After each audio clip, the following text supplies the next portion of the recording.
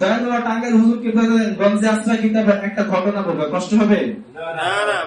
দয়ালুয়া টাঙ্গাইল হুজুরকে বাজান তার গঞ্জে আশ্রয়ের মধ্যে অনেক সুন্দর একটা ঘটনা উল্লেখ করেছেন, যে ঘটনাটা একাধিক হাদিসে কিতাবের মধ্যে উল্লেখ করেছে। হযরত মূসা আলাইহিস সালামের ঘটনা। সুবহানাল্লাহ। আল্লাহর পয়গম্বর হযরত মূসা আলাইহিস সালাম উনি আল্লাহর সাথে দিদার করবেন। কি করবে? দিদার করবে। মূসা নবী আল্লাহকে সরাসরি দেখতে পারে নাই, কিন্তু মূসা নবীকে আমার আল্লাহ ক্ষমতা দিয়েছে, তিনি যে কোনো সময় আল্লাহকে এর সাথে কথা বলতে পারতেন। সুবহানাল্লাহ।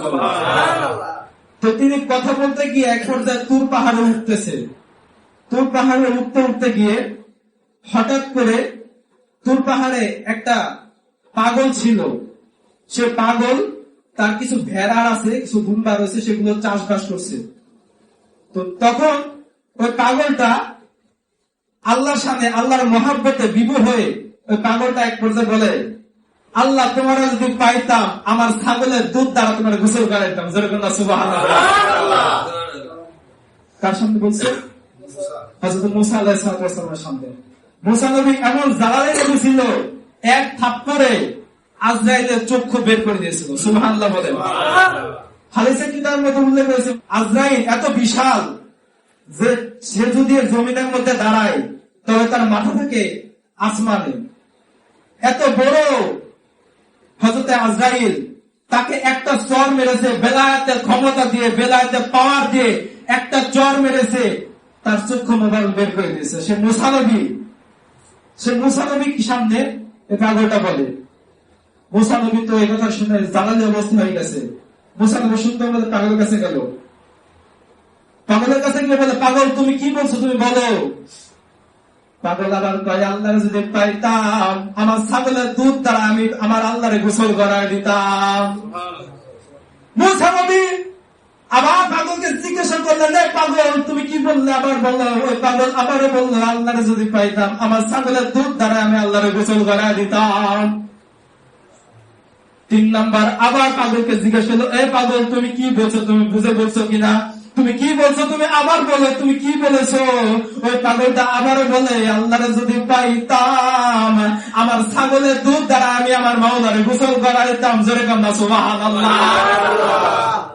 মূসা নবীকে যখন এই কথা বললেন, আল্লাহর পয়গম্বর মূসা আলাইহিস সালাম জ্বালানি অবস্থায় হয়ে গেলেন। জ্বালানি অবস্থায় মূসা আলাইহিস সালাম ওই পাগলটাকে একটা থাপ্পড় মারলেন। থাপ্পড় মেরে মূসা নবী চলে গেলেন আল্লাহ দরবারে তুর পাহাড়ের উদ্দেশ্যে।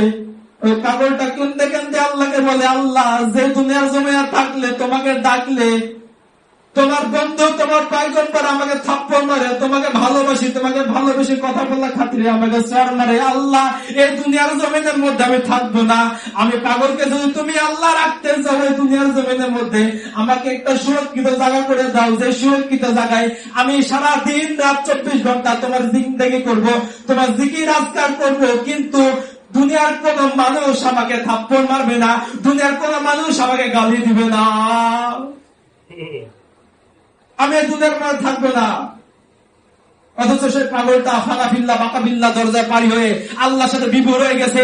যখন একটা মানুষ ফানাফিল্লা বাকাবিল্লা দরজায় পৌঁছে যায়, যখন আল্লাহর সাথে বিভোর হয়ে যায়, তখন ওই বান্দা আর আল্লাহর মধ্যে কোনো পার্থক্য থাকে না। তখন ওই বান্দা এবং আল্লাহ দুইজনে মিশ্রণ হয়ে যায়। দুধ এবং চিনি যদি একত্রে করেন, দুধ চিনি খুঁজে পাওয়া যাবে না। ঠিক তেমনই মিশে যায়, যেমন মনসুর আল্লাহ মিশে গেছে। মনসুর আল্লাহ মিশে গিয়ে মনসুর আল্লাহ এক পর্যায়ে বললেন, আল্লাহ হক, আমি তো মাওলা। দুনিয়ার জমিনে মুসলমানরা বলেন থাকলো, ওই যুগে যতগুলো ইমাম ছিল সবার মধ্যে তো মনসুর আল্লাহ কাফের হয়ে গেছে। নাউজুবিল্লাহ বলেন, মনসুর আল্লাহ কাফের হয়ে গেছে। ওই মনসুর আল্লাহকে ওই যুগের সবাই ফতোয়া দিয়েছিল মনসুর আল্লাহ কাফের হয়ে গেছে, তাকে হত্যা করেছিল, তার গর্দান নামিয়ে দিয়েছিল, শুনে চড়িয়েছিল মনসুর আল্লাহকে। শুনে চড়ার আগে মনসুর আল্লাহ বলেছিল, মনসুর আল্লাহকে বলেছিল, হে মনসুর আল্লাহ তুমি বলো, তুমি যে কথাটা বলছো কথাটা মিথ্যা। না না না, আলাল হক, আমি তো মাওলা। আসলে এই কথা মনসুর আল্লাহ বলে নাই, এই কথা মনসুর আল্লাহ যখন ফালাফিল্লাহ বা কাবিল্লাহ দরজায় পৌঁছে গেছে, আল্লাহর সাথে যখন বিবাহ হয়ে গেছে, তখন আল্লাহ এবং মনসুরের মধ্যে কোনো পার্থক্য ছিল না। এই জন্য মনসুর আল্লাহ তো বলেন নাই, কথাটা মনসুর আল্লাহের মাধ্যমে আল্লাহ বলেছেন আল্লাহ আমি মাওলা। সুবহানাল্লাহ বলেন। ওই পাগল আল্লাহর সাথে মিশে গিয়ে আল্লাহ প্রেমে পাগল হয়ে গিয়ে ওই পাগলে আল্লাহকে ডাকতেছেন, মহব্বত করতেছেন, এটা তার ইশক। কি ইশক? আল্লাহর প্রতি তার মহব্বত। আল্লাহর প্রতি তার মহব্বত করতে গিয়ে পাগলটা বলতেছেন, আল্লাহরে যদি পাইতাম আমার ছাগলের দুধ দ্বারা আমি মাওলারে গোসল করায় দিতাম। সুবহানাল্লাহ। এই পাগলটা যখন এই কথা বললো, পাগলটাকে চড় মেরে হযরত মূসা আলাইহিস সালাম আল্লাহর সাথে দিদার করার উদ্দেশ্যে গেল, কথা বলার উদ্দেশ্যে তুর পাহাড়ে গেল। তুর পাহাড়ে যাওয়ার পরে মূসা আলাইহিস সালাম আল্লাহকে ডাকতে, আল্লাহ আল্লাহ কথা বলে না, আবারও বলে আল্লাহ, আল্লাহ সাড়া দেয় না, কোনো কথা বলে না। 3 নম্বর বলে আল্লাহ, আল্লাহ তাও কথা বলে না। 3বার যখন কথা বললো, একবারও আল্লাহ কথা বলে না। মূসা আলাইহিস সালাম বলে, আল্লাহ তুমি বুঝি আমার সাথে কথা বলবো না? ঠিক আছে, তুমি যদি আমার সাথে কথা না বলো আমি কোনো কথা বলবো না, আমি চলে গেলাম। কিন্তু যাওয়ার আগে আমার একটা প্রশ্নের উত্তর দাও। আল্লাহ তোমার প্রতিবার যাওয়ার আগে আমাকে তোমার ডাকার লাগে না, তুমি নিজেই বলো, তুমি নিজে আমাকে সাড়া দাও, তুমি নিজে আমাকে মূসা বলে আহ্বান করো। আজকে তোমাকে 1বার নয় 2বার নয় 3বার ডাকলাম, তুমি একবারও আমার ডাকে সাড়া দিলা না। আল্লাহ আমার দোষ কি? আমার সাথে কথা বলবো না, কোনো আফসোস নাই, কিন্তু আমার সাথে কেন আমি ডাকার পরে তুমি সাড়া দিচ্ছ না? এই প্রশ্নের উত্তর আমি মূসা চাই। তখন মূসা আলাইহিস সালামকে আল্লাহ বললেন, মুসা আসার পথে কিছু হয়েছিল কিনা? কয় হ্যাঁ আল্লাহ হয়েছিল। কি হয়েছিল? কয় একটা পাগল তোমার কয় তোমার যে পাইতো তার ছাগলের দুধ দ্বারা তোমার নাকি গোসল করা দিত। এই কথা বলে এই জন্য আমি তাকে চর মেরেছি। মূসা তুমি ওই চরটা তো ওই পাগলের লাগে না, ওই চরটা তো আমি আল্লাহ লাগছে। ওই পাগল আমার তার মধ্যে ছিল না, ওই পাগল আমার সাথে বিভোর হয়ে গেছে, আমার মধ্যে আমার সাথে মিশে গেছে। পানাবিল্লাহ বাকাবিল্লাহ দরজায় পৌঁছে গেছিল। এই পৌঁছানোর খাতিরে ওই পাগলের মধ্যে কোনো পার্থক্য ছিল না, ওই পাগল যা বলেছে তাই ঠিক ছিল। সুবহানাল্লাহ বলেন। এই মূসা আলাইহিস সালাম এই কথা যখন আল্লাহ পাক বললেন, তখন সাথে সাথে পাগলটা ওই মূসা আলাইহিস সালাম তুর পাহাড় থেকে নিচে চলে আসলো। নিচে আসার পরে তুর পাহাড় থেকে নিচে আসার পরে পাগলে খুঁজলো, তার ভর জিন্দেগি কেটে গেছে। মূসা নবী ওই পাগলটাকে খুঁজেছে, কিন্তু ওই পাগলটাকে খুঁজে আর পায় নাই। মূসা আলাইহিস সালাম তার জিন্দেগি শেষ হয়েছে, কিন্তু ওই পাগলকে আর পায় নাই। এরপরে একে একে অনেক নবী রাসূলের জামানা গুজরে গেছে। টাঙ্গাইল বাবা তার গঞ্জাসটা কিতাবের মধ্যে সুন্দর করে ঘটনা উল্লেখ করেছেন। টাঙ্গাইল বাবা শেষের মধ্যে লেখেন, হযরত ঈসা আলাইহিস সালামের জামানা চলে আসলো।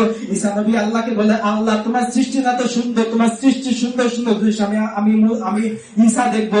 তখন ঈসা নবীকে বললো, সামনে তাকাও, সামনে কি দেখো? কয় আল্লাহ সামনে একটা সুন্দর গাছ দেখা যায়। কয় আবার সামনে তাকাও, সামনে কি দেখো? কয় আল্লাহ সামনে তাকাও, সুন্দর নদী দেখি, এই নদীটা ওই গাছের থেকেও বেশি সুন্দর। কয় আবার সামনে তাকাও, সামনে কি দেখো? হযরত ঈসা আলাইহিস সালাম বলে, আল্লাহ সামনে তো একটা বিশাল পাহাড় দেখি, এই পাহাড়টা তো ওই নদী এবং গাছের থেকেও বেশি সুন্দর। কয় আবার সামনের দিকে তাকাও, কি দেখো? কয় আল্লাহ সামনের দিকে একটা পাথর দেখি, এই পাথরটা তো সুন্দর যে তোমার এই সৃষ্টির মধ্যে তুমি যা দেখাইছো তার থেকে এই পাথরটা বেশি সুন্দর। জোরে কান্না সুবহানাল্লাহ। তখন বললেন যে যাও ওই পাথরের কাছে যাও, ওই পাথরের কাছে গিয়ে তোমার হাতে যে লাঠি আছে সেই লাঠি দ্বারা সে পাথরকে আঘাত করো। তার হাতের লাঠি দ্বারা সে পাথরকে আঘাত করলো। পাথরকে আঘাত করার সাথে সাথে পাথরটা ভেঙে গেল। ভেঙে যাওয়ার পর সেই পাথরের ভিতর থেকে মানুষ চলে আসলো। কি চলে আসলো? মানুষ চলে আসলো। ওই পাগলটা চলে আসলো। ওই পাগল আসার পরে ওই পাগলকে জিজ্ঞাসা করে, তুমি কে? তুমি এখানে কি করছো? পাথরের ভিতরে কি ভাবে আসছো? পাথরের মধ্যে কি কোনো মাছ থাকতে পারে? পাথর তো দুনিয়ার কোনো পাথর নাই, পাথর হলো জান্নাতি পাথর। জোরে কান্না সুবহানাল্লাহ। আমার আল্লাহ দুনিয়ার জমিনে পাথরটা পেটেছেন আমার জন্য। তুমি পাথরের মধ্যে কিভাবে ঢুকলা? আপনি কে? আমি হলাম ঈসা নবী। আমি আপনার উম্মত না। তাই তুমি কার উম্মত? আমি মূসা নবীর উম্মত। তুমি কি জানো মূসা নবী কত আগে উফাত গ্রহণ করেছেন? আমি তো জানি না, আমি তো পাথরের মধ্যে ছিলাম, আমি সময় তারিখ দিন কোনো কিছু বুঝি নাই। আমার কাছে মনে হইল আমি কিছুক্ষণ আগে পাথরের মধ্যে ঢুকেছি। জোরে কান্না সুবহানাল্লাহ। তুমি পাথরের মধ্যে ঢুকেছো কিভাবে? আমি আল্লাহর সাথে কথা বলবো। মূসা নবী আল্লাহর সাথে কথা বলতে তুর মারা গেল, আমি আল্লাহকে ডাকি, কিন্তু দুনিয়ার মানুষ আমাকে পাগল বলে। দুনিয়ার মানুষ আমাকে পাগল বলে আমার আফসোস লাগে না, কিন্তু আল্লাহর পয়গম্বর মুসা নবী যখন আমাকে পাগল বলে, আমাকে যখন থাপ্পড় মারলো, আমার কষ্ট লাগলো। আমার এই কষ্ট লাগার কারণে আমি আল্লাহর কাছে আরজি করেছিলাম যে আল্লাহ, আমাকে এমন একটা জায়গায় রেখে দাও যে জায়গার মধ্যে আমি তোমাকে ডাকবো, কিন্তু দুনিয়ার জমিনে কেউ আমাকে বাধা দিবে না। আমরা যেমন আল্লাহকে ডাকি, জোরে জোরে ডাকি, জবান খুলে ডাকি, দুনিয়ার মানুষ আমাদেরকে ভণ্ড, তারা পাগল কয় কি কয় না, বিভিন্ন ধরনের জিকির করে আমাদেরকে পাগল বলে। কেন বলে? তাদের পাগলের সাথে আমাদের পাগলের, তারা পাগল বললে আমাদের যাই আসে না, কেননা আমরা ডাকি আমাদের মাওলারে, ঠিক কিনা ঠিক? ওই পাগলটাকে ঈসা নবী একটা প্রশ্ন করলেন, হে ঈসা, তুমি, হে ঈসা নবীকে ওই পাগলটা প্রশ্ন করেন যে তুমি এখানের মধ্যে আসো, তোমার কি ক্ষুধা লাগে না? অবশ্যই ক্ষুধা লাগবে, আমি তো মানুষ, আমারও তো ক্ষুধা লাগে। তাহলে তুমি খাও কি? আমার আল্লাহ রাব্বুল আলামিন জান্নাত থেকে প্রতিদিন আমার জন্য ফল নিয়ে আসে, ওই ফল আমি সকাল দুপুর রাত পান খাই, ওই ফল আমি খাই, আহার করি, ওই ফল আহার করার ফলে আমার ক্ষুধা লাগে না। আর জান্নাতি কোনো খাবার খাইলে পেশাব পায়খানা হয় না, তাই আমি সর্বদা পবিত্র থাকি। জোরে কন্যা সুবহানাল্লাহ। ঈসা নবী অবশেষে আল্লাহকে বললেন, হে আল্লাহ, এত সুপ্রন্দাপ, আমার এত বছর জিন্দেগি পেয়েছে, এত বছর লম্বা জিন্দেগি আমার কোন উম্মত পাবে? আল্লাহ পাক বলেন, না, পাবে না। কয় আল্লাহ, আমার উম্মত যদি না পায় তাহলে আর কে পাবে? তখন ঈসা নবী বলেছিল, আখিরি নবীর উম্মতেরা তো আরো দুর্বল হবে, তারা এত দীর্ঘ হায়াত পাবে না, তারা এত সুন্দর ইবাদত করতে পারবে না, তবে তাদের কি অবস্থা হবে? তখন আল্লাহ পাক বলেছিল, এই চিন্তা তোমার না, এই চিন্তা আমার। আমি আমার বন্ধুর উপলক্ষে, আমার বন্ধুর আগমন উপলক্ষে আমি আমার বন্ধুকে খুশি হয়ে কিছু রাত উপহার দেব, আমার বন্ধুর উম্মতকে কিছু রাত উপহার দেব। সেই রাতে যদি আমার কোন উম্মত, আমার কোন বান্দা যদি আমার বন্ধুর আগমন উপলক্ষে খুশি হয়, ঈদ উদযাপন করে, তবে তার জীবনের গুনাহ খাতা মাফ করে দিব, এবং কি সে যা ইবাদত বন্দি করেছে তার থেকে ডাবল সওয়াব আমি আল্লাহ দান করে দিব। এরকম কিছু কিছু রাত টাঙ্গাইল বাতা গঞ্জে আছে কিতাবের মধ্যে লিখেছেন। শেষে লেখে যে ঈদে মিলাদুন নবী, শবে বরত, শবে মেরাজ, এরকম কয়েকটা তারিখ উল্লেখ করে বলেছেন। এই তারিখের মধ্যে যদি আল্লাহ নির্ধারিত বন্ধুর দরবারে গিয়ে যদি কেউ ইবাদত বন্দি করে, তবে 1000 বছর থেকে উত্তম ইবাদত সওয়াব আল্লাহ দান করবেন। সুবহানাল্লাহ। এই জন্য আমাদের প্রত্যেকের উচিত এই ঈদে মিলাদুন নবী সাল্লাল্লাহু আলাইহি ওয়াসাল্লামের উপলক্ষে, নবীজির আগমন উপলক্ষে আমাদের খুশি হওয়া এবং আল্লাহ দরবারে শুকরিয়া আদায় করে আপন পীরের মহব্বত অন্তরে ধারণ করার তৌফিক দান করুন। আমিন।